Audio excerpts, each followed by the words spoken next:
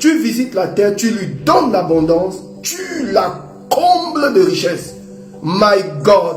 Le psaume 65. My God. Le verset 9. Tu visites la terre, tu lui donnes de l'abondance, tu la combles de richesse. Donc Dieu ne peut pas te visiter sans donner. C'est impossible. Quand Dieu te visite, il donne. Si Dieu te visite, il est obligé. Le prophète a dit quoi? Dieu est obligé de te donner. Dieu ne peut pas te visiter sans te donner quelque chose. Et quand on parle de la terre, on parle de l'homme. Quelqu'un donne un amen ici.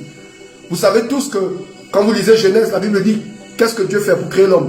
Il a pris quoi? La terre. Donc quand on parle de terre, on parle aussi de l'homme.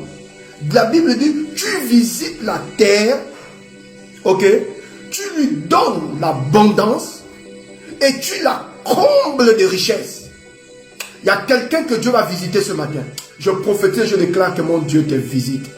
Je prophétise, je déclare que mon Dieu t'élève. Je prophétise, je déclare que mon Dieu te repositionne. Je prophétise, je déclare que mon Dieu te donne ce papier. Tu sais, oh, écoute, le dossier passera. Oh my God. Je prophétise, je déclare que mon Dieu t'accorde cet enfant que tu as demandé depuis des années. Que mon Dieu t'ouvre cette porte, cette grande porte. Je dirais même ces grands portails. Car Dieu ne peut pas visiter sans donner. Je suis en train de voir les temps de grandes visitations sur la vie de quelqu'un. Prophète, qu'est-ce que tu annonces? J'annonce les temps de grandes visitations. Pour qui? Pour ta famille. Pour qui? Pour tes enfants. Pour qui? Pour ta carrière. J'annonce les temps de grandes visitations. Seigneur, prophétiquement annoncé que nous entrons dans les temps de grandes visitations. Prends cette parole comme étant une parole prophétique. Quand Dieu décide de visiter une vie, il donne quelque chose. Tu visites la terre, tu lui donnes l'abondance. Tu la combles de richesse. Oh Dieu, je lève mes mains ce matin. Comble de richesse cette personne qui me suit.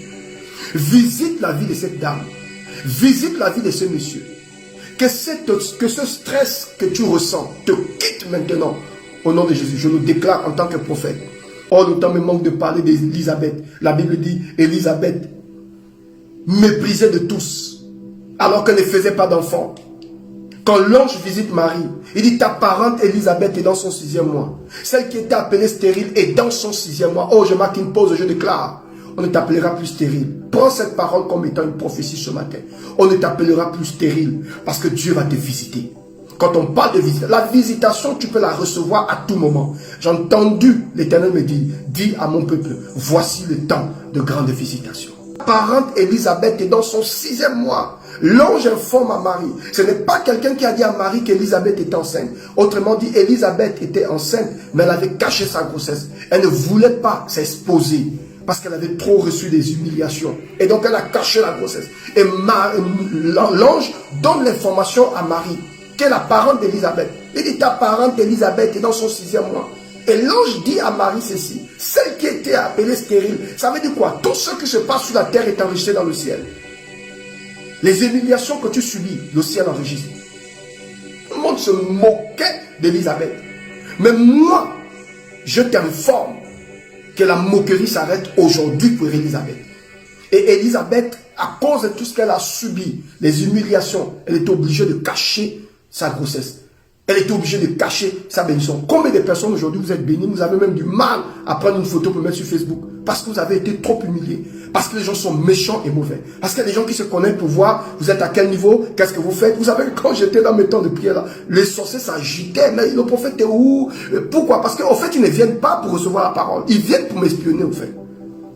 Au lieu de vous concentrer sur votre carrière, sur votre avenir, sur vos vies, sur la vie de vos femmes, vos enfants, je ne sais pas si vous êtes ensemble, si vous avez divorcé. Concentrez-vous sur vos vies, sur le prophète Aouda, où il faut qu'on sache qu'est-ce qu'il fait, qu'est-ce qu'il ne fait pas. Dans les temps de prière là, il y avait trop de sorciers maintenant dans ma page. Et j'avais même des gens qui ont des profils bizarres, qui t'envoient des messages. Qui appelait Élisabeth stérile, le Congo ça? Qui a donné à Élisabeth ce nom stérile? Mais c'était parfait, peut-être la belle famille, ça peut être les parents.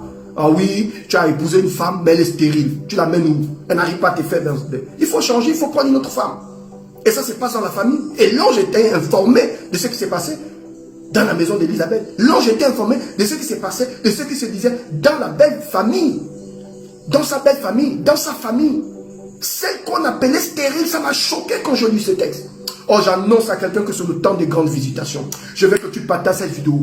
Pendant que tu la partages, je déclare que c'est le temps de grandes visitations. Je déclare que de la même manière que l'Éternel a visité la vie d'Élisabeth, il te visite. Oh my God. Si tu dis Amen, ça vient sur ta vie. Il visite ta famille. Il visite ta maison. Il visite ton portefeuille. Il visite ta destinée. Oh my God. Si Satan, je sors d'un jeûne. Je prophétise, je déclare. Avec l'onction que j'apporte dans ce jeûne, je libère la faveur de Dieu dans ta vie. Et je déclare qu'il te visite, qu'il te visite, qu'il te visite, qu'il te visite, qu'il te visite.